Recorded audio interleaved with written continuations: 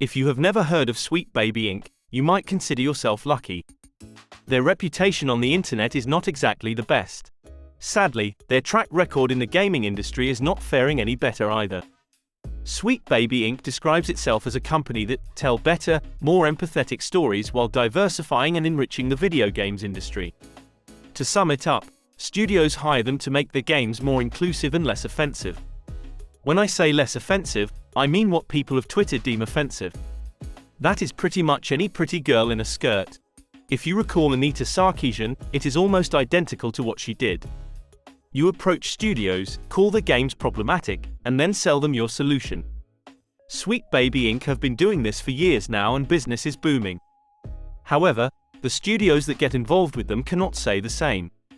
Recently, someone on Steam decided to make a list of all the games that this company has been involved in. It serves as almost a warning label to consumers. While the original poster of this list never called for any harassment or even for people not to buy the games, Sweet Baby Inc. did take great offense to the post. This should come as no surprise, as their jobs are to be offended by video games and then changing the stories to reflect their worldview. The list of games that they have been involved in stretches quite wide. From the recent Suicide Squad Kill the Justice League game all the way to Assassin's Creed Valhalla and more. As stated, some within the company is not very happy with the current Steam list making the rounds, informing people of the games that they are involved in. One employee took to Twitter to report the list and also highlight the poster that originally made it. Now, this is a silly thing to do because it just makes you look bad. The poster on the list is a consumer, and you are allowed to say that you do not recommend a certain game. Whether it is valid reasons or not is up to the rest of the gaming community to decide.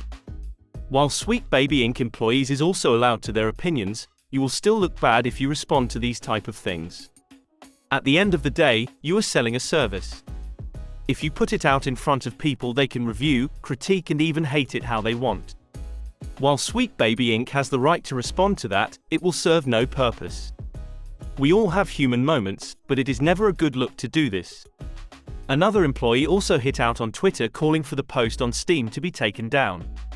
Once again, all of this over a poster simply telling people that Sweet Baby Inc. worked on a certain project. Why they are so scared to stand behind their work, I do not know.